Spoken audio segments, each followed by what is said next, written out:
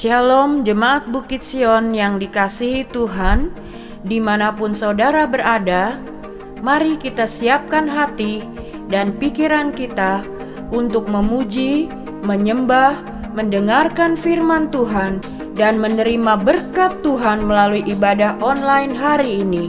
Haleluya, puji Tuhan, amin.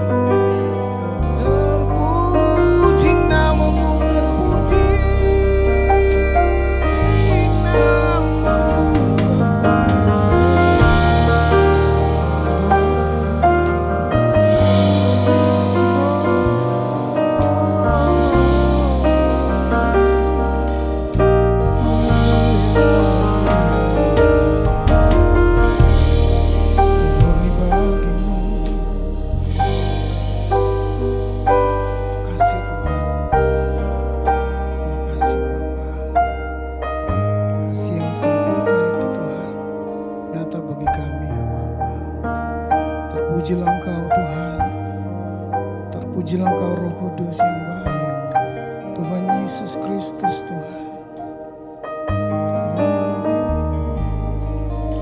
Kasih yang sempurna telah ku terima darimu, bukan karena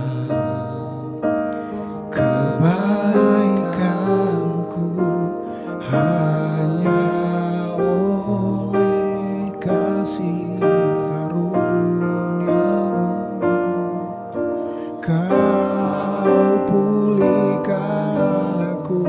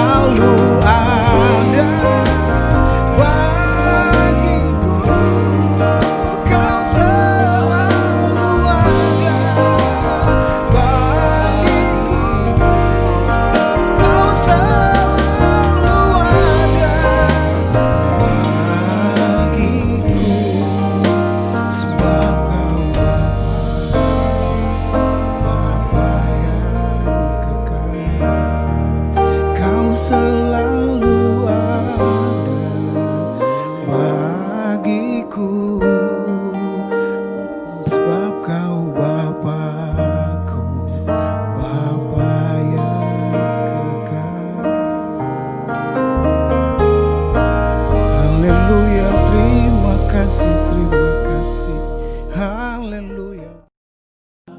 Haleluya saudaraku, haleluya. Bersukacita pada pagi ini kita jumpa lagi dalam ibadah online di hari Minggu tanggal 28 Juni, minggu terakhir di bulan yang ke-6 tahun 2020. Kita berterima kasih kepada Tuhan sebab Tuhan izinkan kita boleh memasuki bulan terakhir di semester pertama tahun ini, setengah tahun ya. Tanpa terasa kita memasuki dan akan mengakhiri setengah tahun di 2020 ini dengan anugerah Tuhan yang besar tentu saja ya. Haleluya. Dalam ibadah hari ini saya tahu jemaat Tuhan dan saudara-saudara sekalian yang bisa mengakses siaran ini dimanapun saudara berada, kita semua akan diberkati Tuhan, diberkati Tuhan, diberkati. Haleluya. Dalam segala hal yang menjadi keperluan kita. Puji Tuhan, mari kita beriman untuk kebenaran firman dan kita buka hati minta Roh Kudus tuntun sehingga seluruh kebenaran yang dibagikan, disampaikan, kita terima, serap seutuhnya. Ini menjadi makanan rohani yang akan membahagiakan kita, bukan untuk hanya masa kini tapi sampai masa-masa yang akan datang. Itulah kehendak Tuhan buat kita. Karena firman Allah itu hidup dan berkuasa, kata Alkitab. Puji Tuhan. Mari kita tundukkan kepala sebelum kita menerima ayapan, taburan, kebenaran-kebenaran benih firman Allah ini. Puji Tuhan. Kita tundukkan kepala semua. Bapa, di dalam nama Tuhan Yesus Kristus, di pagi hari yang indah ini kami datang bersyukur kepada Tuhan sebab Engkau boleh berkenan menuntun, menghentar kami dari ketika kami masuki awal tahun 1 Januari dan sekarang sudah masuki bulan ke-6 dan hampir selesai. Tanggal 28 hari Minggu bulan Juni 2020 ini hanya karena anugerah Tuhan. Tidak ada di antara kami yang bisa membanggakan diri dan boleh mengklaim semua ini kami kuat, kami menjaga kesehatan, kami bisa bekerja dan lain-lain dan sukses. Tapi kami sungguh menyadari segala sesuatu yang ada pada kami hari ini semua karena anugerah-Mu. Only by your grace, Lord. Haleluya. Terima kasih Tuhan, terima kasih. Ucapan syukur kami persembahkan hanya kepadamu. Dan kini saatnya kami mau terima firman-Mu. Urapi tuntun hamba-Mu, tuntun kami yang menerimanya, kami yang ada sebagai tim di sini. Biar Tuhan urapi kami semua dan bicaralah Tuhan. Ajarilah kami firman-Mu, ajarilah kami kebenaran-Mu, tuntun kami dengan firman kebenaran-Mu, dan urapan Roh Kudus memenuhi hamba dan semua kami dimanapun berada secara utuh dari awal pelayanan ini sampai akhirnya. Semua jadi dalam nama Tuhan Yesus Kristus. Haleluya, haleluya. Semua kita yang percaya katakan sama-sama amin, amin, amin. Tuhan Yesus memberkati kita sekalian. Dan mari kita persiapkan hati kita, pikiran kita tentu saja. Jadi hati, pikiran seluruhnya dari kehidupan kita untuk terima firman Tuhan. Alkitab kita buka pagi hari ini. Saya masih mau berbicara tentang peranan kuasa Roh Kudus itu. Karena saya melihat setelah, dan saya percaya saudara juga yakin, saudara juga percaya, saudara juga tentu menyadari hal ini bahwa ketika Roh Kudus itu dicurahkan, yang kita rayakan melalui perayaan Pantekosta, berapa waktu lalu. Nah, kalau kita melihat bahwa peranan Roh Kudus ini tidak pernah diangkat setelah dia dicurahkan, bahkan 2000 tahun lampau, sampai nanti Yesus datang kembali. di mana kita gereja Tuhan diangkat pada pengangkatan rapture itu. Ya, sebelumnya ada penyingkiran para lambano 3,5 tahun masa antikristus. Lalu Tuhan menghajar, menghukum antikris itu dengan 3,5 tahun dengan 7 bokor murka Allah, saudaraku. Nah, sementara ketika itu selesai, kita akan disingkirkan jauh dari mata ular. Nah, saat itu Yesus datang pada kali yang kedua, kita disingkirkan. Kita diangkat. Nah, ini yang namanya rapture. Now, Roh Kudus yang mempersiapkan semua itu. Dan saya percaya bersama Roh Kudus kita semua terangkat, naik, belum surga saudara, ketemu Tuhan di awan-awan, pesta di udara, baru kita turun memerintah kerajaan Simut tahun namanya bersama Yesus di atas bumi ini. Nah, inilah peranan daripada kuasa Roh Kudus itu sangat-sangat penting dan besar sekali saudaraku bagi gereja. Puji Tuhan, bahkan bagi dunia. Mari kita buka Kisah Para Rasul pasal yang kedua.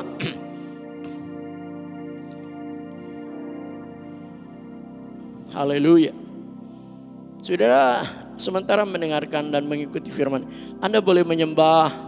Anda mungkin yang sudah menerima kepenuhan Roh Kudus dengan bahasa roh, Anda boleh berbahasa roh pelan-pelan sambil menyimak firman Allah supaya kebenaran ini masuk menjadi remah dan pewahyuan, dimensi surgawi itu masuk di alam roh kita. Luar biasa, puji Tuhan. Kisah Rasul pasal 2 ayat pertama sampai ayat yang keempat, ayat 1 sampai ayat 4. Ketika tiba hari Pentakosta, tapi saya membacanya Pentakosta karena dalam terjemahan lama, saya lihat itu salinan yang tebal itu, zaman Belanda itu, memang Pentakosta tulisnya.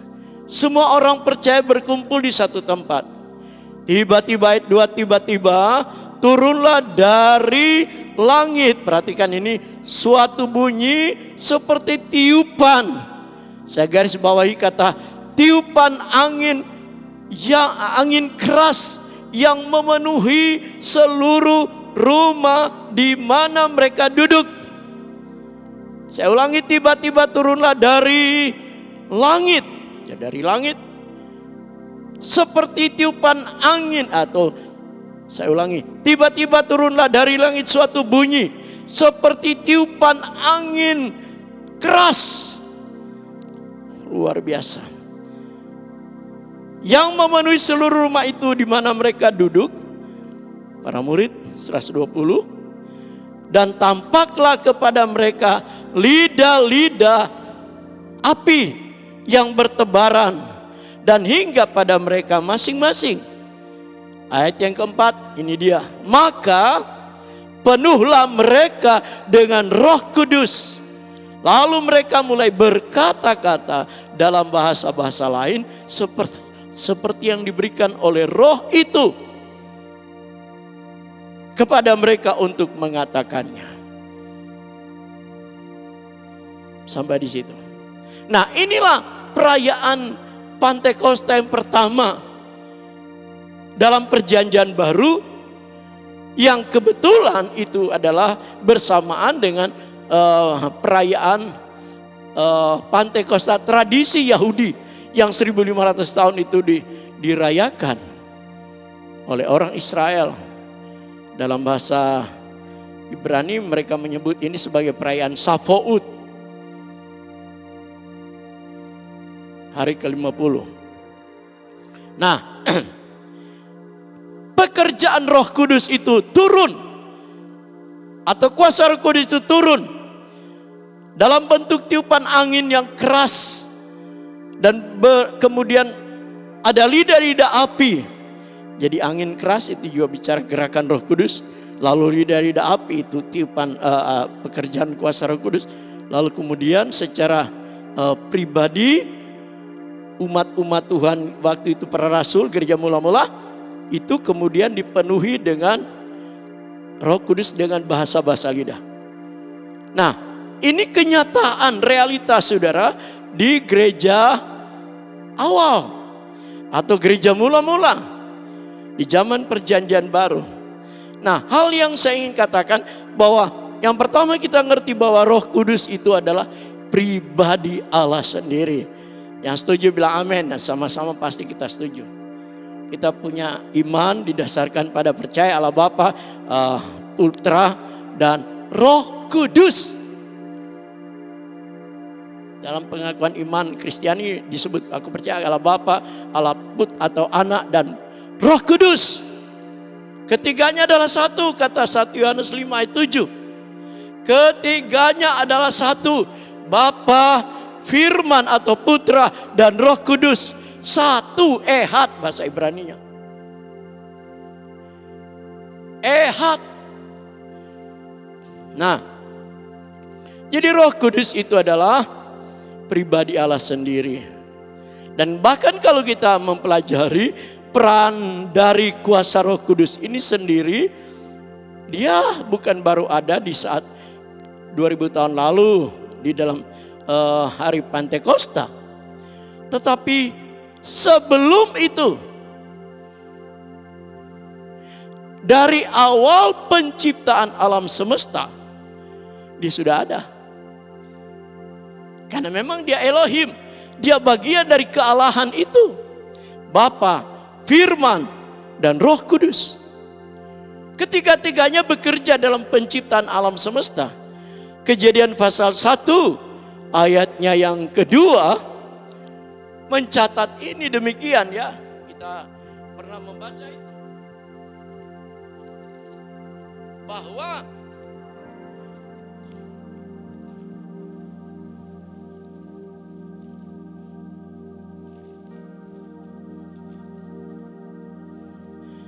Kejadian pasal 1 ayat 1, pada mulanya Allah menciptakan langit dan bumi titik. Lalu ayat 2, bumi belum berbentuk dan kosong, gelap gulita menutupi samudra raya. Kosong, gelap gulita. Dr. Jeff Hammond membuat sebuah buku dan dia memakai dia mengutip bahasa Ibrania berkata tohu vabohu, kosong, melompong, acak-acakan, tidak beraturan, kacau balau, acak-acakan, kosong, gelap gulita. Waduh, kalau saudara masuk satu ruangan gudang misalnya, di sana acak-acakan, gelap lagi. Anda bisa menyentuh barang-barang dan lain-lain yang ada di situ, yang lalu Anda bisa tersandung, Anda jatuh, Anda ditimpa barang, ada parah dah. Nah, kurang lebih gambaran ini, tohu vabohu, kosong, melompong, apalagi gelap gulita, acak-acakan, tidak beraturan. Nah, saat itu dikatakan Roh Allah, haleluya, Roh Allah itu melayang-layang di atas permukaan air. Nah, kata melayang-melayang ini disebut dalam bahasa asli rakab. Bahasa Ibraninya rakab. Artinya mengerami ya. Dia membenahi, dia melindungi. Itu kerjanya Roh Kudus. Jadi Roh Kudus itu dari awal dia sudah bekerja, dan spesialisasinya kalau saya boleh katakan demikian, dia memang jago membenahi semua yang berantakan, semua yang acak-acakan, semua yang kacau balau, semua yang hancur berantakan, semua yang putus asa dan kehilangan harapan, dan sebagainya dan sebagainya. Roh Kudus jagonya dalam hal membenahi dan memulihkan. Haleluya. Sehingga ketika Anda mulai mendengarkan, sementara Anda mendengarkan firman ini, Anda mulai berdoa. Barangkali itu sama dengan hidup saya.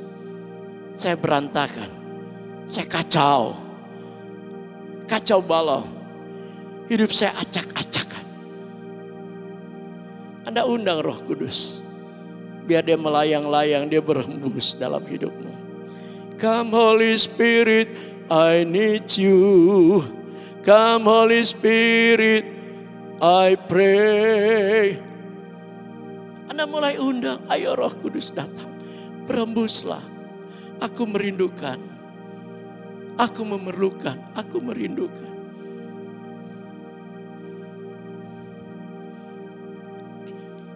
Dan memang kalau saya lihat bahwa inilah kuasa Roh Kudus, pekerjaannya seperti itu. Dia punya sifat kuasa atau dia punya sifatnya atau kuasanya adalah untuk membenahi. Dia benahi semua yang berantakan, acak-acak. Dia perbaiki, dia satukan, dia buat jadi baru. Tapi juga dia juga adalah mendidik dengan penuh kasih supaya menjadi sesuatu yang indah dan menyenangkan hati Tuhan, mempermuliakan, menjadi sesuatu yang berarti. Yeremia berkata, satu saat dia dibawa oleh Tuhan untuk memasuki satu tempat kerja dari tukang penjunan. Lalu perhatikan, ketika sang penjunan itu tanah liat itu membentuk sesuatu bejana atau apa, itu tanah liat diremet-remet dulu, dibasahi, diremet-remet, lalu kemudian masukkan di tempat pelarit, dia muter, kok salah, kok ini retak, hasilnya kok kurang bagus. Nah, lalu kita berkata ketika bejana tanah liat itu yang sedang dikerjakan oleh sang penjunan itu hancur, tidak ada hasil maksimal, yang dilakukan oleh sang penjunan itu adalah dihancurin, pes. Sama dengan hidup kita yang berantakan, yang ketika tidak bisa terbentuk menjadi sesuatu yang indah. Dan kadang Roh Kudus hancurin lagi. Lalu dia keluarin, oh ini penyebabnya. Ada batu, ada kerikil, ada ranting yang nempel. Ada kotor, bukan sejenis tanah liat. Ada yang mengganggu, tidak bisa lengket, tidak bisa melekat. Tanah satu dengan lain, karena ada yang ganggu, benda asing gitu loh. Sama seperti itu. Dia benahi kita, dia benahi saudara dan saya. Dan kalau ini sudah jadi, dibentuk menjadi bejana yang indah. Wow, dibakar, dicat. Lalu setelah selesai, dipajang di etalase, harganya mahal.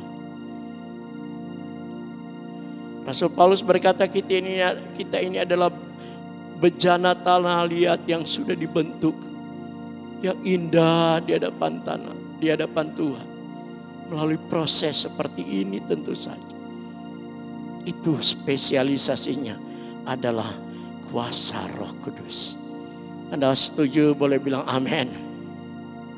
Nah, jadi ayat ini berkata dalam Kisah pasal 2, ketika Roh Kudus bekerja turun dengan tiupan angin yang keras, maka yang terjadi adalah mereka penuh dengan Roh Kudus, lalu mulai bercakap-cakap dengan bahasa-bahasa lidah. Speak in tongue. Speak in another tongue. Mulai bicara dengan bahasa baru yang kita tidak ngerti, saudaraku. Walaupun dalam kisah waktu itu orang-orang lain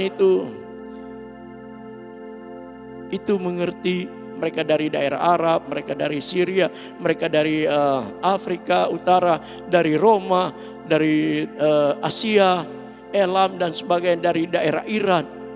Itu ngerti, oh kok mereka ngomong bahasa kita, kok bisa tahu bahasa kita. Jadi speak in another tongue. Sekarang ini Roh Kudus sedang memberikan variasi. Saya rasa bahasa roh itu makin makin ya kita enggak ngerti lah Roh Kudus. Tapi dia makin kreativitasnya itu tidak hanya monoton. Dan saya percaya di hari-hari terakhir dia akan mencurahkan rohnya. Dan menurut saya akan mendapatkan karunia kenabian, karena bicara, mujizat, dan seterusnya. Nah, semua ini tujuannya untuk membenahi yang berantakan tadi. Nah, izinkan dia, saya ingin katakan, ayo mulai berkomunikasi dengan Roh Kudus. Dengan Roh Kudus jangan diam-diaman, saudara. Kadang-kadang kita bilang, Roh Kudus kamu tinggal sana aja ya. Sudah selesai, aku pakai kamu tadi, terima kasih. Kamu sudah urapi saya dalam pelayanan. Sekarang saya mau dalam keseharian. Mungkin Anda yang masih kerja di kantor, Anda yang bisnis, Anda yang berdagang, Anda yang bengkel, dan lain-lain. Anda bilang, udah Roh Kudus kamu di sana. Saya mau kerja, jangan ganggu saya. Salah. Jadikan dia teman hidup kita. Jadikan dia pemimpin, dia penuntun. Kalau kita tidak mampu, katakanlah Roh Kudus, ayo dong. Aku kok mandek nih, aku kok gak bisa ini, aku kok mentok nih. Aku udah belajar tapi kok gak bisa lah. Semua hikmat ada di tangan dia. Haleluya. Makanya ajak dia ngomong sehari-hari. Saya ingat seorang hamba Tuhan yang sekarang sudah almarhum. Saya baca buku-bukunya itu bagus banget. Banyak buku-buku dia tentang bergaul dengan Tuhan. Saya belajar dari beliau punya buku. Ajak ngomong Roh Kudus. Ajak ngomong. Sampai sekarang ketika saya mempersiapkan firman, saya juga bertanya Roh Kudus, apa yang saya harus ngomong? Kadang-kadang tengah malam saya masih doa, apa Tuhan apa? Roh Kudus ngomong dong. Ngomong. Saya catat. Orang-orang lain sudah lebih canggih, sudah pakai HP, Android, dan lain-lain yang mereka punya. Laptop. Mereka ketak-ketik. Ya saya masih kuno, saudara. Ada beberapa yang saya masukkan, tapi saya lebih suka mencatat. Lebih terbiasa. Tengah malam saya bangun, saya mencatat. Saudara, saya bisa bicara ini, Anda pikir saya sudah punya konsep? Belum ada. Mereka tanya saya, apa yang mau disampaikan hari Minggu tanggal 28? Saya bilang tunggu, saya lagi berdoa. Tim IT udah tanya. Tapi inilah Roh Kudus, dia punya keahlian, spesialisasinya memberi petunjuk, membenahi rusak, dan tuntun kita mau. Ya namanya juga penolong.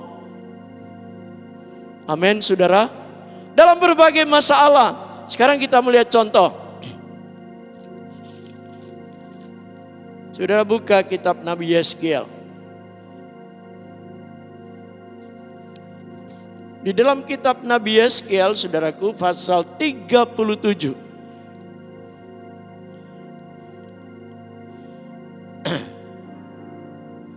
Kita baca dari ayat pertama, mungkin saya harus bacakan, ini panjang, saudara. Saya baca dengan cepat. Anda yang sudah tahu cerita ini, Anda tentu lebih cepat nangkap, tapi yang belum pernah membaca, tolong perhatikan baik-baik. Perikopnya, Yeskiel pasal 37. Yeskiel 37 mulai ayat pertama. Lalu kekuasaan Tuhan meliputi aku. Aku di sini adalah Nabi Yeskiel, dan Dia membawa aku keluar dengan perantaraan rohnya. Jadi ini satu penglihatan, saudara. Dan menempatkan aku di tengah-tengah lembah. Dan lembah ini penuh dengan tulang-tulang. Ia membawa aku melihat tulang-tulang itu berkeliling-keliling. Jadi muter-muter di lembah itu. Dan sungguh amat banyak bertaburan di lembah itu. Lihat, tulang-tulang itu amat kering. Jadi orang-orang mati, saudara, sudah cukup lama. Sehingga tulang-tulangnya itu udah kering. dan banyak saudara, berantakan. Wow, tengkorak dengan ruas-ruas tulang yang lain itu berantakan. Oh, acak-acakan, mana punya si A atau si B. Wow, udah enggak tahu deh. Sudah kacau balau, berantakan, campur baur. Ayat 3. Lalu ia atau Tuhan berfirman kepadaku, Nabi Yeskiel, hai anak manusia, dapatkah tulang-tulang ini dihidupkan kembali? Dia nanya, Yeskiel, bisa gak tulang-tulang ini hidup? Aku menjawab, ya Tuhan Allah, Engkaulah yang mengetahuinya. Ayat 4, lalu firman-Nya kepadaku, bernubuatlah mengenai tulang-tulang ini dan katakanlah kepadanya, hai tulang-tulang yang kering. Ini nubuat, suara nubuatan. Dengarlah firman-Ku. Ayat 5, beginilah firman Tuhan Allah kepada tulang-tulang ini, Aku akan memberi nafas di dalammu. Wow, luar biasa. Supaya kamu hidup kembali. Haleluya. Ayat 6, Aku akan memberi urat-urat kepadamu dan menumbuhkan daging kepadamu. Aku akan menutupinya dengan kulit dan memberikan kamu nafas hidup, supaya kamu hidup kembali, dan kamu akan mengetahui bahwa Akulah Tuhan. Haleluya. Ayat 7, lalu aku, ini Nabi Yeskiel, aku berbuat seperti diperintahkan kepadaku, dan segera sesudah aku bernubuat. Ini perhatikan, ini ajaib. Kedengarlah suara, sungguh suatu suara berderak-derak, dan tulang-tulang itu bertemu satu sama lain. Ruas tulang jari aja ada berapa, saudara, udah putus. Yang jari tangan kiri, jari tangan kanan, jari kaki kiri, jari kaki kanan, ruas tulang punggung berapa itu putus. Apa namanya? Kerangka-kerangka yang lain itu kemana-mana berantakan. Itu nyatu, nyambung untuk si A, si B, si C, dan ini banyak sekali, saudara. Ajaib Tuhan. Bilang ajaib Tuhan. Ajaib Tuhan. Luar biasa, saudara. Nyambung, ketemu satu sama lain. Ayat 8. Sedang aku mengamat-amatinya, lihat, urat-urat dan daging-daging tumbuh padanya. Jadi ketika dia nyatu satu dengan yang lain, tulang-tulang, ruas tulang dan seterusnya, lalu jadi satu manusia. Tidak ketukar, saudara. Tidak punya si A, tulang si A masuk ke si B, tidak mungkin. Tidak cocok pasti. Tapi tidak ketukar, pas orangnya, pas pribadinya. Nyambung satu dengan yang lain. Lalu tiba-tiba urat-urat itu mulai mengikat ruas-ruas tulang itu. Saya ulangi, sedang aku mengamat-amatinya, lihat, urat-urat dan daging tumbuh padanya, kemudian kulit menutupinya. Tetapi mereka belum bernafas. Tentu sudah ada jantung, ada paru-paru, ada usus, dan seterusnya dan seterusnya. Tapi mereka belum bernafas, masih mati. Sudah kelihatan manusia lengkap, tapi masih mati. Ayat 9, maka firman-Nya kepadaku, bernubuatlah kepada nafas hidup itu. Perhatikan kata nafas. Bernubuatlah, hai anak manusia, dan katakanlah kepada nafas hidup itu, beginilah firman Tuhan Allah, hai nafas hidup. Jadi Yeskiel yang perintah, hai nafas hidup, datanglah dari keempat penjuru mata angin. Perhatikanlah kata ini, dan berembuslah ke dalam orang-orang yang terbunuh ini, supaya mereka hidup kembali. Lalu aku bernubuat seperti yang diperintahkannya kepadaku, dan nafas hidup itu masuk ke dalam mereka, sehingga mereka hidup kembali. Perhatikan, mereka menjejakkan kakinya suatu tentara yang sangat besar. Wow, haleluya. Nah, ini yang menggembirakan kita. Nah, saudara lihat, luar biasa peran angin, kuasa Roh Kudus itu. Bilang amin. Sesuatu yang sudah mati, sesuatu yang sudah kering, sesuatu yang sudah berantakan itu pulih loh saudara. Haleluya. Halo? Anda di rumah, halo? Dan ini gambaran dari bangsa Israel. Nabi Yeskiel, dia adalah seorang imam.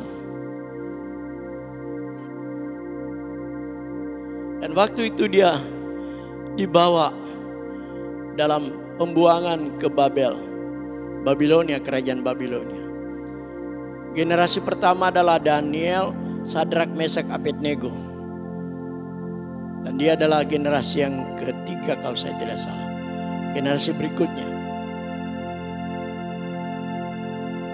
Nah, ketika dia bernubuat ini saudara, karena orang Israel waktu itu kan 12 suku sudah terbuang. Tahun 721 sebelum Masehi, 10 suku yang di utara, ibu kotanya Samaria itu sudah lebih dahulu ditawan oleh kerajaan Asyur. Hilang.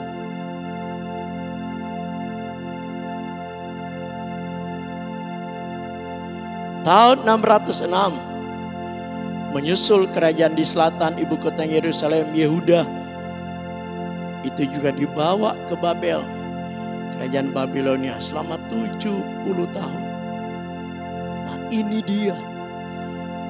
Kerajaan Israel itu punya nama besar. Apalagi ada Abraham, nenek moyang mereka. Ada Ishak dan ada Yakub. Orang-orang Israel keturunan Abraham, Ishak, Yakub memiliki covenant, memiliki perjanjian Abraham. Luar biasa sebenarnya mereka. Mereka punya nama besar, seolah-olah mereka anak kesayangannya Allah. Wow. Dan kalau sudah pelajari Alkitab dengan jujur, walaupun sekarang orang-orang Israel itu yang sekarang ini Yehuda, sisa Yehuda, itu mereka bikin sakit hati Tuhan. Kita tahu mereka lah yang menyalibkan Yesus di kayu salib di Kalvari. Mereka teriak-teriak, salibkan dia, salibkan dia. Lepaskan Barabas, salibkan Yesus. Biarlah darahnya tertanggung atas kami. Nah ini saudara, setelah itu sudah tahu mereka berantakan kemana-mana. Kemudian mereka mulai Tuhan berbelas kasihan, baru mereka merdeka lagi. Tapi yang sekarang ada di tanah Palestina atau disebut sebagai tanah perjanjian, Holy Land, tanah perjanjian, itu sisa-sisa dari kerajaan Yehuda. Mereka sudah berantakan ke seluruh dunia macam-macam. Ada di Rusia, di Eropa, di Afrika, di Amerika, banyak orang-orang keturunan Israel, Yahudi yang ada di NASA itu orang-orang pinter. Di Rusia juga, di Soviet dulu, sekarang Rusia dan negara-negara sekitarnya. Yang ahli-ahli atom itu orang-orang Yahudi. Di Inggris, di Denmark. Makanya katanya Denmark itu adalah suku Dan yang dulu. Inggris apalagi mereka bagian dari Yehuda. Makanya saudara ketemu dengan Alkitab terjemahan bahasa Inggris yang namanya King James. Dia yang minta Alkitab sebelum diterjemahkan ke dalam bahasa Inggris itu kan ada macam-macam terjemahan. Kemudian Raja James itu minta diterjemahkan secara khusus. Makanya muncullah istilah terjemahan King James. Ini menjadi panduan dari seluruh Alkitab bahasa Inggris. Baru muncul macam-macam terjemahan. Kenapa? Karena mereka ada bagian dari suku Yehuda. Amerika juga begitu. Tapi sebagian besar masih berantakan. Nah, gambaran daripada Yeskiel 37 ini tentang Israel dan Yehuda. Mereka berkata, kami sudah mati, sudah hancur, sudah terkubur.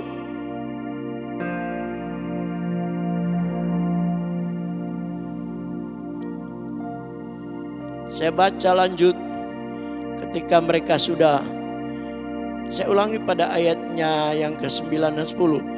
Maka firman-Nya kepadaku, bernubuatlah kepada nafas hidup itu. Bernubuatlah hai anak manusia, dan katakanlah kepada nafas hidup itu, beginilah firman Tuhan Allah, hai nafas hidup, datanglah dari keempat penjuru angin dan berembuslah ke dalam orang-orang yang terbunuh ini, supaya mereka hidup kembali. Lalu aku bernubuat seperti yang diperintahkannya kepadaku, dan nafas hidup itu masuk ke dalam mereka sehingga mereka hidup kembali. Nah, ini perhatikan, mereka menjejakkan kakinya suatu tentara yang sangat besar. Ternyata orang-orang yang mati terbunuh yang sekian banyak, gambaran daripada kerajaan Israel sepenuhnya, baik Israel Utara maupun suku Yehuda, baik yang sudah ditawan ke Assyria tahun 721 sebelum Masehi, maupun yang dibuang ke Babel 70 tahun dan balik lagi dalam 3 gelombang. Mereka dibuang mulai tahun 606 sebelum Masehi. Dan terakhir adalah Yeskiel ikut. Rupanya mereka bilang, kami sudah terkubur. Kami bagaikan tulang-tulang yang sudah kering, hopeless, tidak punya harapan. Tapi ternyata waktu mereka dihidupkan, mereka suatu tentara yang besar, saudaraku. Haleluya. Nah, ini gambaran daripada kehidupan gereja akhir zaman. Sekarang ini kita menghadapi banyak masalah, banyak persoalan. Kadang-kadang kita berkata kita udah putus asa. Coba saya baca terus ya ayat 11. Firman-Nya kepadaku, hai anak manusia, tulang-tulang ini adalah seluruh kaum Israel. Sungguh mereka sendiri mengatakan, jadi bahasa mereka, tulang-tulang kami sudah menjadi kering. Tuhan, sudah kering. Tidak ada harapan lagi Tuhan. Kami di pembuangan, kami dianiaya, kami disindir, kami di ini dan itu dan seterusnya. Kami tidak punya harapan masa depan lagi yang cerah. Kami hidup dalam tekanan-tekanan batin dan fisik, psikis. Tulang-tulang kami sudah kering dan pengharapan kami sudah lenyap. Kami sudah hilang. Udah deh. Udah kami mati aja di sini. Tidak mungkin balik lagi ke tanah perjanjian yang Tuhan janjikan kepada Abraham, Ishak, Yakub. Tidak mungkin, tidak mungkin. Ayat 12, oleh sebab itu bernubuatlah dan katakanlah kepada mereka, ini Tuhan ngomong terus. Beginilah firman Tuhan Allah, sungguh aku membuka kubur-kuburmu dan membangkitkan kamu, hai umatku. Perhatikan, sudah ada kata umatku, termasuk Anda dan saya di situ. Gereja Tuhan, umat Tuhan, generasi akhir zaman. Dari dalamnya, dari kubur itu maksudnya. Aku akan membawa kamu ke tanah Israel, tanah perjanjian, promised land. Dan kamu akan mengetahui bahwa akulah Tuhan. Pada saat aku membuka kubur-kuburmu dan membangkitkan kamu, hai umatku. 2 kali kata umatku. Dari dalamnya, Aku akan memberikan rohku. Ini dia yang luar biasa di dalammu, sehingga kamu hidup kembali. Saya ulangi itu, aku akan memberikan rohku, Roh Kudusku kepadamu, sehingga kamu hidup kembali. Dan aku akan membiarkan kamu tinggal di tanahmu, kembali ke tanah perjanjian, promised land. Tuhan biarkan, artinya Tuhan bawa mereka ke sana, hidup makmur lagi di sana. Dan kamu akan mengetahui bahwa aku Tuhan yang mengatakannya dan membuatnya. Demikianlah firman Tuhan.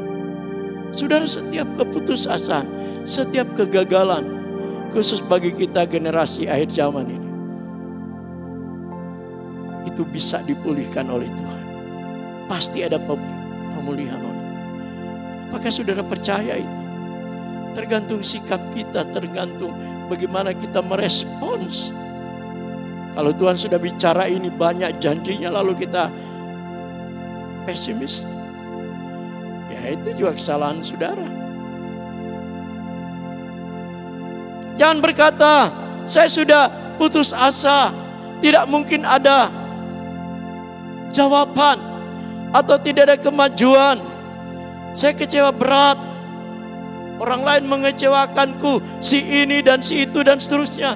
Orang tua, mertua, bosku, majikanku, dan lain sebagainya. Mungkin ada yang berkata anakku, cucuku, mantuku, keponakanku,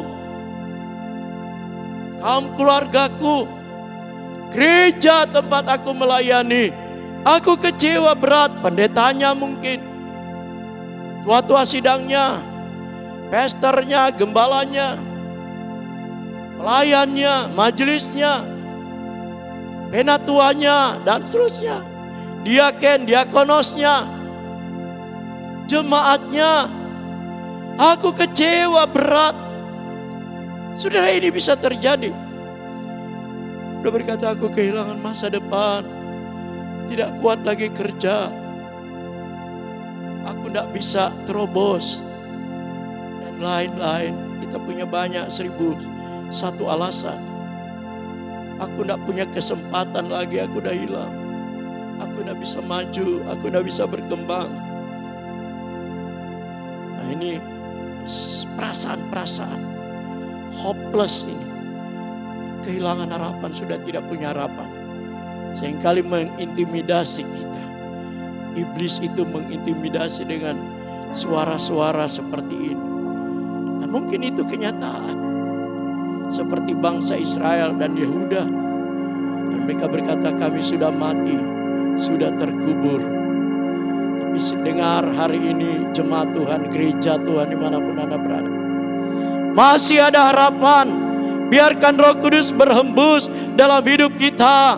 Makanya berdoa, berhembuslah Roh Kudus, berhembuslah, berhembuslah dalam hidupku, pribadiku, keluargaku, rumah tanggaku. Anda suami istri, Anda ibu janda barangkali, saya sudah tidak punya masa depan yang cerah. Anak-anak kecewakan aku. Orang-orang yang dulu menjanjikan nopang saya mana? Sudah seringkali kita ngalamin ini. Tapi saya mau katakan, ayo bangkit. Ada Roh Kudus yang mampu menghidupkan Anda kembali. Bilang amin. Anda duda barangkali, dan seterusnya. Tapi inilah saatnya Anda dengarkan suara angin hembusan Roh Kudus yang dahsyat dan luar biasa itu. Bilang amin, saudara. Baik ekonomi kita, karir kita, pekerjaan kita, usaha kita, bisnis, reputasi, jodoh barangkali, sakit, penyakit. Sekarang ini yang ditakuti bukan hanya COVID-19, tapi malah ada DBD di Indonesia. Mulai ada tifus, penyakit tifus. Dan barangkali juga ada cancer, penyakit-penyakit tahunan. Anda bila kata tidak mungkin sembuh, tidak mungkin pemulihan. Itu kata Anda, mungkin juga kata dokter. Tapi apakah kata Roh Kudus itu sama? Ya kecuali sudah waktunya Tuhan bawa saudara, Anda bersiap diri aja. Tapi kalau masih saudara percaya dan Roh Kudus masih mau pulihkan saudara, Anda juga punya hak kok untuk minta doa. Soal dijawab atau tidak kan urusan Tuhan. Tapi dia tidak pernah terbatas, karena firman-Nya berkata, tidak ada yang mustahil bagi Tuhan. Tidak ada yang mustahil. Adapun Yesus Kristus itu tidak pernah berubah. Dahulu, hari ini, sampai selama-lamanya. Saudara, saya membaca sebuah akun yang dikirim oleh teman-teman istri saya, dan itu cukup bagus. Saya perhatikan saudara, dalam akun itu resmi, karena ada websitenya, ada nomor websitenya. Saya pikir itu hoax atau cerita-cerita biasa. Ternyata ada websitenya, saudara. Namanya Asi Taylor Morton. Ini wanita ini dilahirkan oleh seorang ibu. Dia kulit hitam, nggak bisa ngomong lagi kalau tidak salah. Ya, bisu tuli. Biasanya kalau orang bisu juga agak tuli. Diperkosa oleh seseorang, lalu tidak bertanggung jawab, dan lahirlah si Asi. Mereka sangat miskin. Ketika proses kelahiran pun, Asi dilahirkan di kebun. Nggak ada bidan, nggak ada dokter. Yang nolong itu tukang kebun. Dan lahirlah si Asi. Dan dia sangat susah menderita. Dia kerja di industri kapas kalau tidak salah. Dan dia tumbuh. Dia bilang sementara teman-temannya kok yang lain itu, yang mungkin hidup di kota itu, ya hidupnya lebih baik. Dia kok enggak ngalami itu. Terakhir mamanya stroke. Dia kerja keras hasilnya. Dan dia mulai kecewa. Dia tahu ada Tuhan tapi dia enggak mau percaya dengan Tuhan. Tapi satu saat dia ketemu pendeta. Dan pendeta itu mulai memberikan dia saran. Ini tergantung kamu. Tuhan itu punya rencana yang baik. Begini-begini, Tuhan membentangkan masa depan yang cerah. Tergantung kamu mau ambil atau tidak.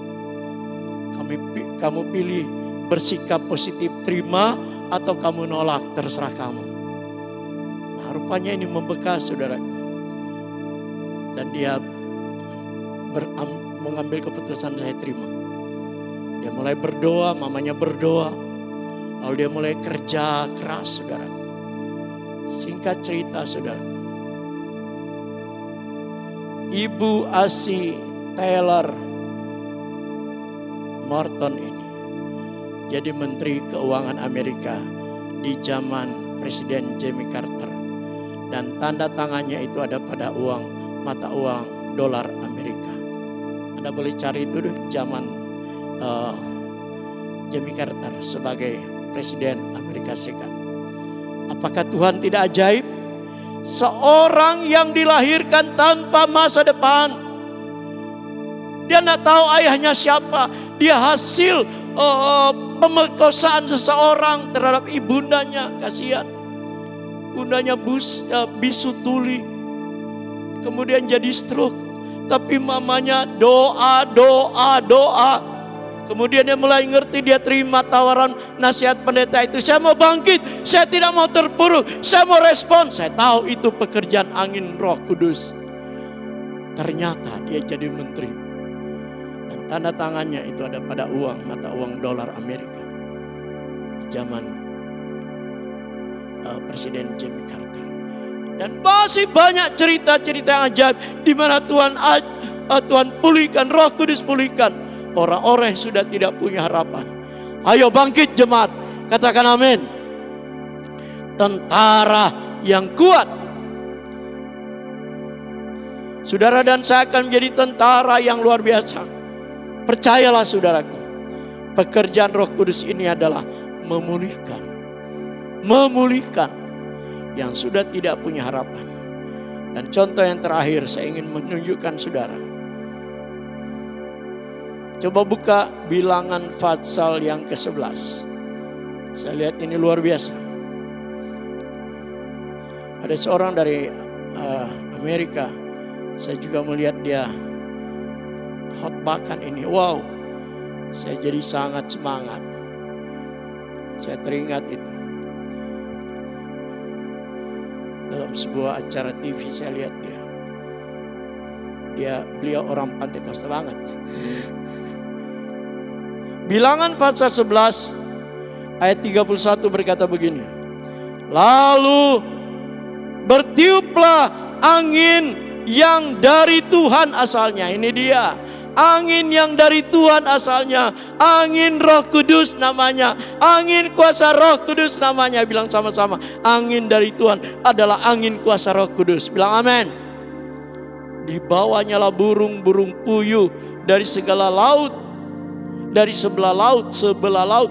Dan dihamburkannya ke atas tempat perkemahan. Orang Israel waktu itu ya. Padang gurun. Dan di sekelilingnya. Di sekeliling perkemahan. Kira-kira sehari perjalanan jauhnya, waduh, ke segala penjuru. Dan kira-kira 2 hasta tingginya dari atas muka bumi. Kurang lebih 2 hasta itu 1 meter. Tingginya 1 meter dari atas tanah itu burung-burung puyuh. Begitu banyak. Lalu sepanjang hari, ayat 32. Lalu sepanjang hari dan sepanjang malam itu. Dan sepanjang hari esoknya, 2 hari saudara. 2 hari dan malam. Bangkitlah bangsa itu mengumpulkan burung-burung puyuh itu. Setiap orang sedikit-dikitnya mengumpulkan 10 gomer. Kemudian mereka menyebarkannya lebar-lebar sekeliling tempat perkemahan, artinya jemur. 10 gomer itu sama dengan 1000 kilogram. Anda boleh cek.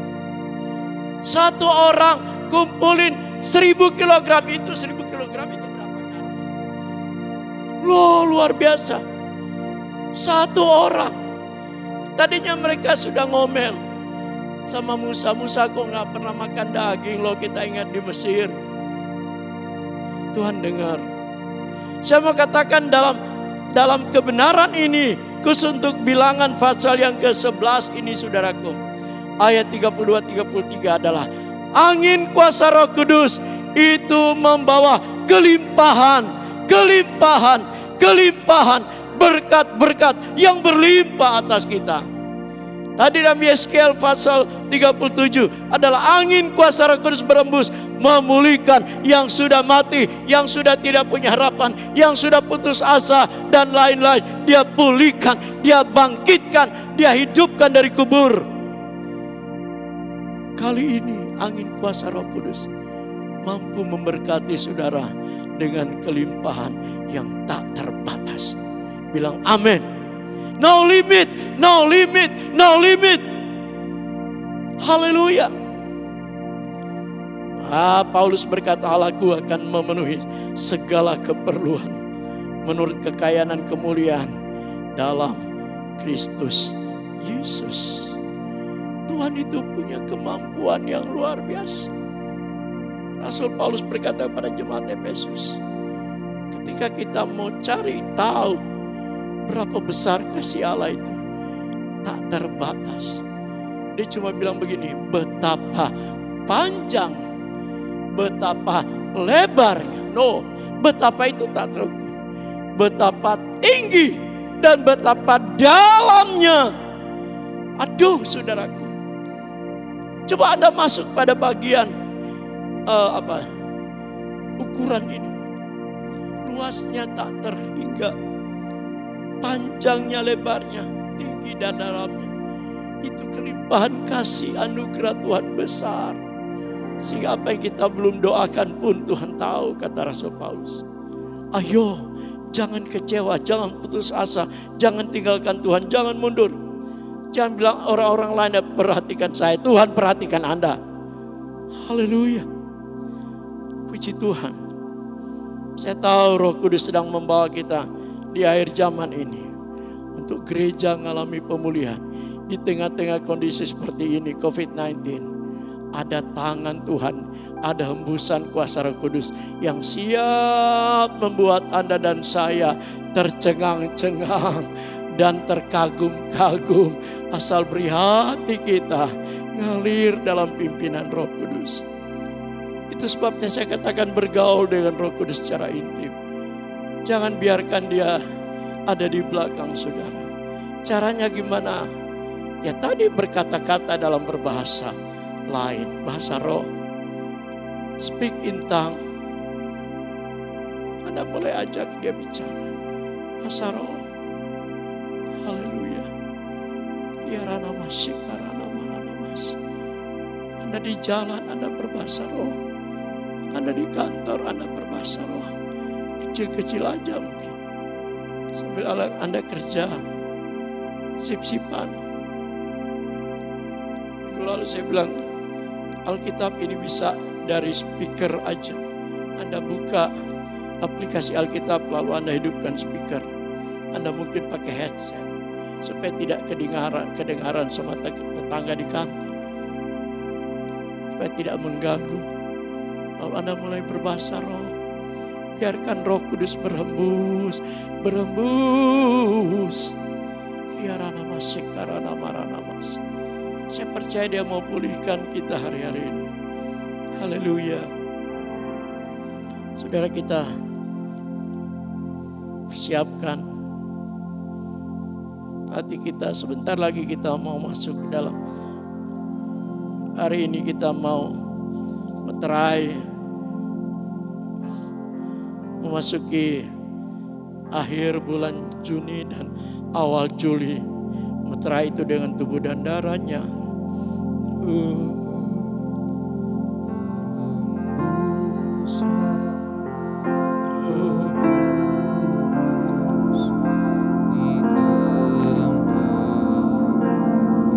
Katakan berembuslah, Roh Kudus dengan kuasa. Pulihkan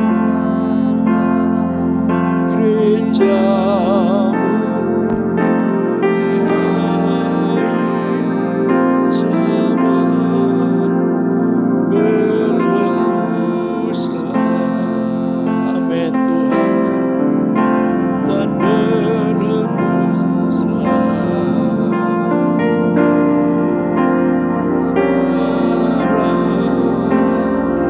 Berembuslah, Anda nyanyi saudara.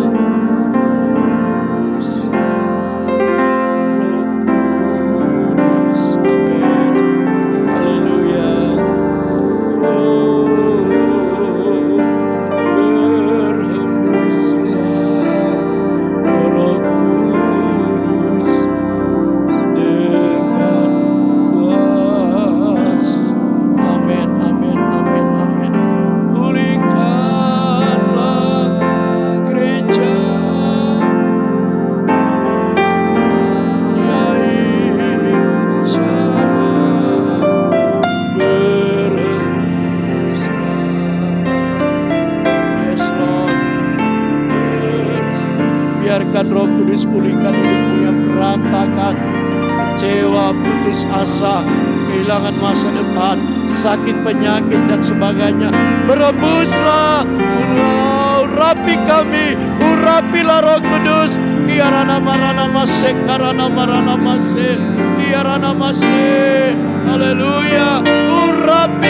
Urapi angin kuasa Roh Kudus. Berembuslah, berembuslah, berembuslah. Kiarana marana marana masek. Haleluya.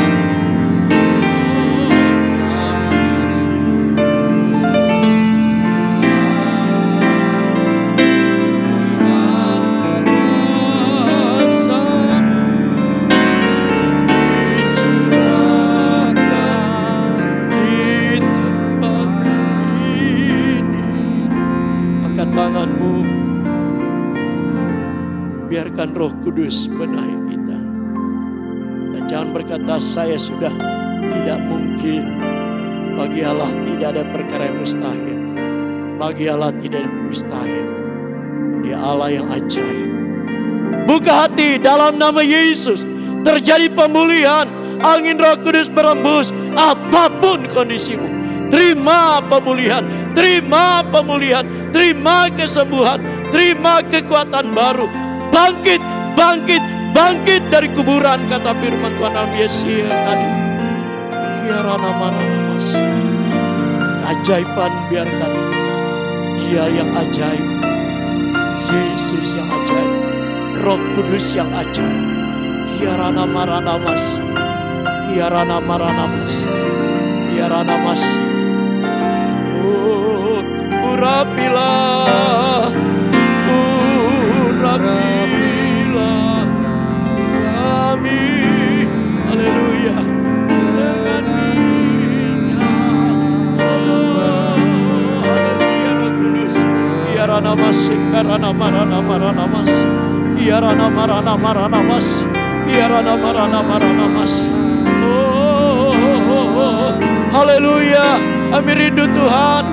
Kami rindu Engkau yang memulihkan apa yang kami tidak bisa.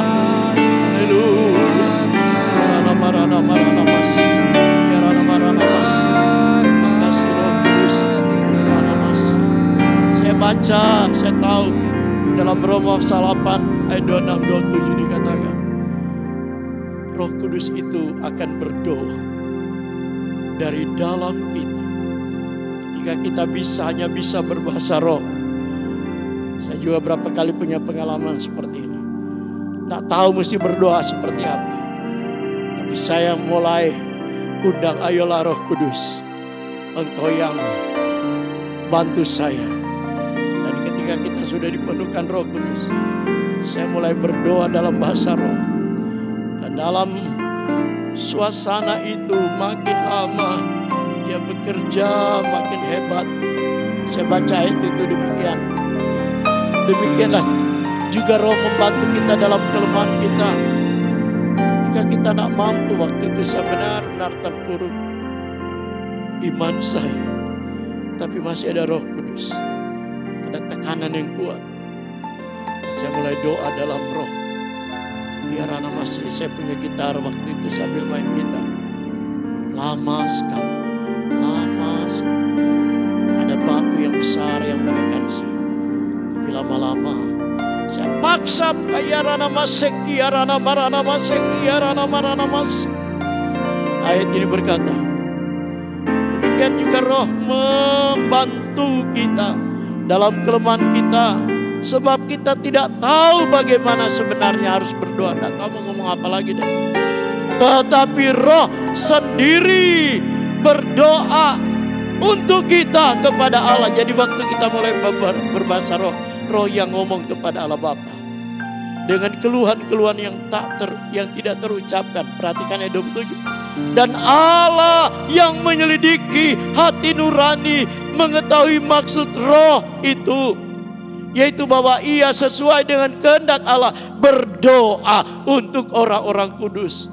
Jadi Roh Kudus bantu kita tidak bisa doa lagi, hanya bahasa roh. Bapa tahu persoalan kita. Haleluya. Dan Roh Kudus benahi. Dan Roh Kudus tolong kita. Bapa mendengar. Waktu itu saya alami, lama-kelamaan saya nikmati hadirat Tuhan. Itu batu yang besar, dia terguling. Dan saya alami kelepasan. Luar biasa. Itulah pertolongan berkuasa Roh Kudus. Haleluya. Sekarang mari kita persiapkan anggur dan roti kita.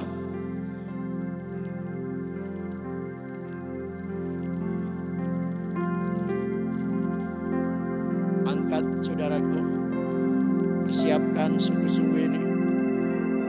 Haleluya. Oh, haleluya. Oh, thank you Jesus. Darahnya Yesus sucikanku. Oh, darahnya Yesus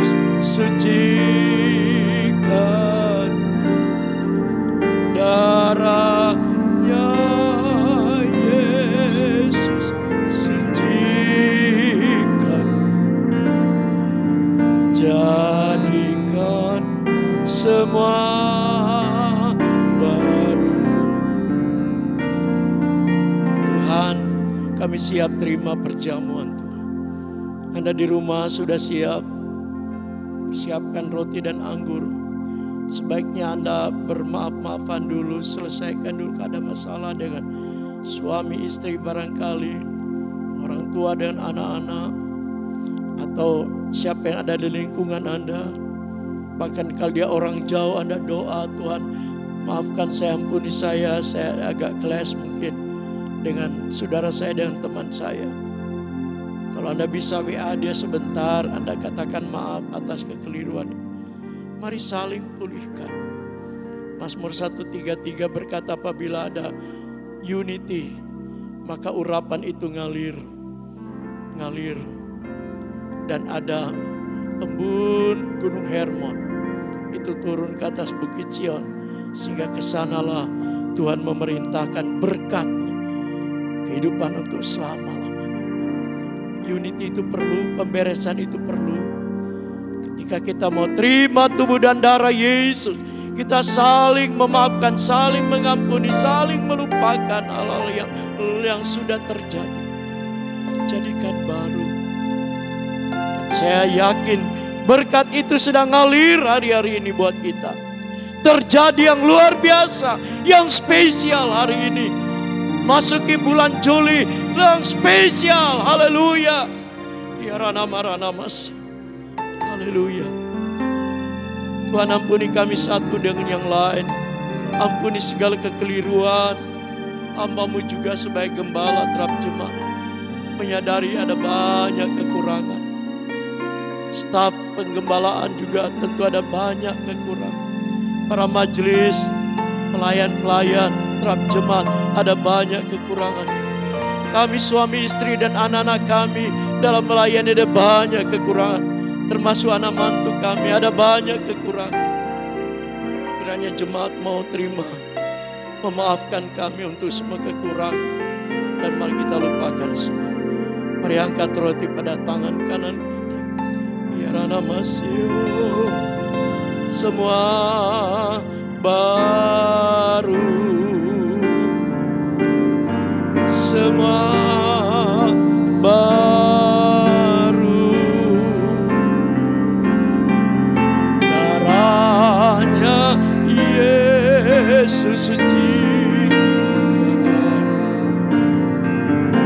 jadikan semua baru. Firman Tuhan berkata demikian, saudaraku. Sebab apa yang telah kuteruskan kepadamu, telah kuterima dari Tuhan, yaitu bahwa Tuhan Yesus pada malam waktu Ia diserahkan mengambil roti, ini roti. Dan sesudah itu Ia mengucap syukur atasnya. Ia memecah-mecahkannya, mari pecahkan dalam nama Tuhan Yesus. Dan berkata, inilah tubuhku yang diserahkan bagi kamu, bagi saya dan saudara. Perbuatlah ini menjadi peringatan akan aku. Ya Ramas, Tuhan kami terima ini tubuh Tuhan yang sudah dihancurkan karena kami, karena saya, dan segala penyakit kami Engkau sudah tanggung, segala dosa Engkau sudah ampuni. Terima kasih untuk pembaharuan, terima kasih buat kehidupan yang baru, masa depan yang cerah. Terima kasih buat semua pemulihan itu. Kami terima, dan kami juga masuki bulan Juli, mengakhiri Juni ini dengan kebenaran, dengan sukacita, dan dengan iman, dan dengan meterai covenant oleh darah perjanjian baru di dalam nama Tuhan Yesus Kristus. Haleluya, haleluya. Kita semua berkata, makan di dalam nama Tuhan Yesus. Haleluya.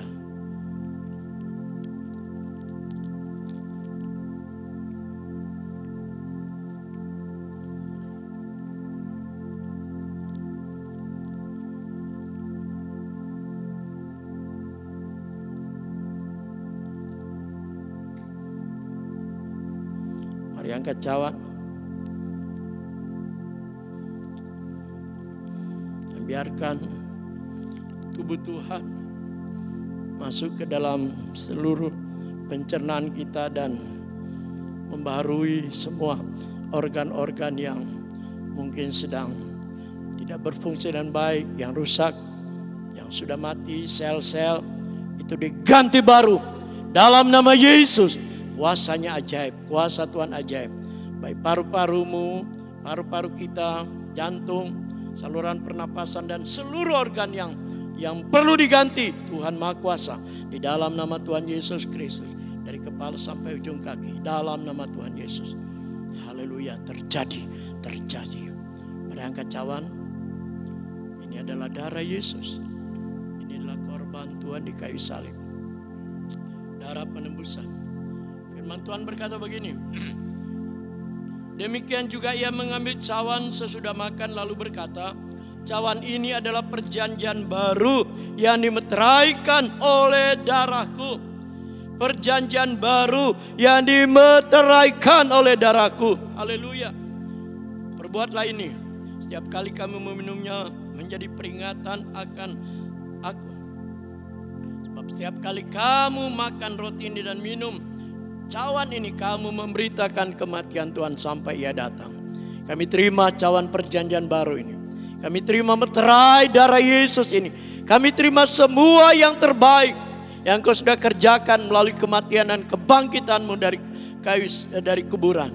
Di dalam nama Tuhan Yesus Kristus. Untuk kami pribadi, keluarga rumah tangga, keluarga besar, dan seluruh jemaat, bahkan untuk bangsa kami. Terima kasih Tuhan. Kami terima dalam nama Tuhan Yesus Kristus. Mari kita minum dalam nama Tuhan Yesus.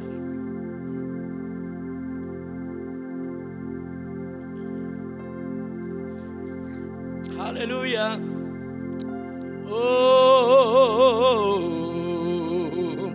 Oh Jesus. Mari sembah Dia. Haleluya. Oh haleluya. Terpujilah nama-Mu Tuhan. Terpujilah nama-Mu Yesus. Terpujilah Allah yang kekal. Oh, blessed be the name of the Lord. Glory to the Lord. Hallelujah, hallelujah. Oh, terpujilah nama Tuhan, diberkatilah nama Tuhan sampai selama-lamanya. Haleluya, haleluya. Tuhan, kami berdoa buat bangsa kami dipulihkan, bangsa kami disembuhkan, bangsa kami diberkati kembali ekonominya dari Sabang sampai Merauke, Miangas sampai Rote. Presiden, Wakil Presiden Republik Indonesia, para menteri, mereka diurapi Tuhan untuk memimpin bangsa ini. Gugus tugas yang dibentuk Presiden untuk menyelesaikan COVID-19 ini, mereka juga diurapi menyelesaikan semua tugas mereka dengan baik, dan kiranya tidak ada lagi penyebaran dan tidak ada lagi yang korban-korban dalam nama Yesus. Stop Tuhan untuk Indonesia, terjadi pemulihan, terjadi kesembuhan, dan juga gereja-gereja bisa ibadah lagi dengan baik. Semua industri jalan, Tuhan dimuliakan untuk bangsa. Ya Rana Masih, ya Rana Marana Masih. Makasih Tuhan. Mari angkat kedua tanganmu, terima berkat Tuhan. Tuhan berjanji memberkati kita. Keluar masuk kita diberkati. Tidak selalu kita jadi ekor, tapi akan jadi kepala. Itu proyeksi Tuhan. Tuhan berkati kesehatanmu, ekonomimu, dan seluruh sektor dalam sekitar hidup kita. Orang tua sampai anak cucu kita. Haleluya. Terima kasih. Sudah angkat kedua tanganmu. Ya Rana Masih. Alkitab berkata rahmatnya selalu baru setiap pagi. Besar kasih setia Tuhan. Ya Rana Marana Masih. Tuhan memberkati engkau dan melindungi engkau. Amin. Tuhan menyinari engkau dengan wajahnya dan memberi engkau kasih karunia. Amin.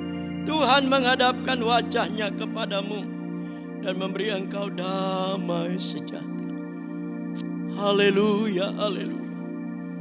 Dan terimalah berkat anugerah dari Allah Bapa kita di sorga.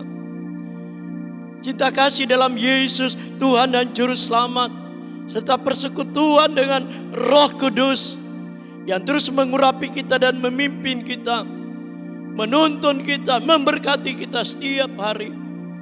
Mulai hari ini sampai hari Maranatha, Yesus Kristus datang kembali pada kali yang kedua dan membawa kita bersamanya dalam kemuliaannya, kekal sampai selama-lamanya. Di dalam nama sama-sama katakan, Tuhan Yesus Kristus. Haleluya, haleluya, haleluya. Dan semua kita berkata, amin, amin, amin, amin. Tuhan memberkati saudara sekalian. Selamat hari Minggu, happy Sunday, happy Sunday. Tidak boleh bersalaman di rumah. Ya sesudah itu mungkin cuci tangan lagi.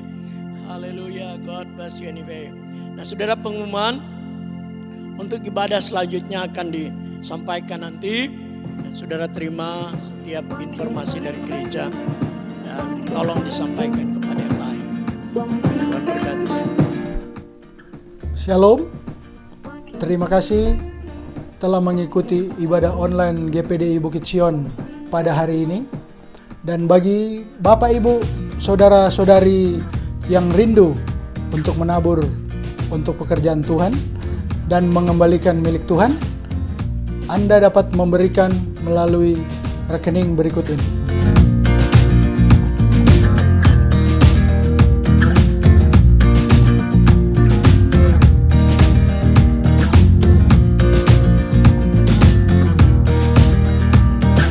Tuhan Yesus memberkati.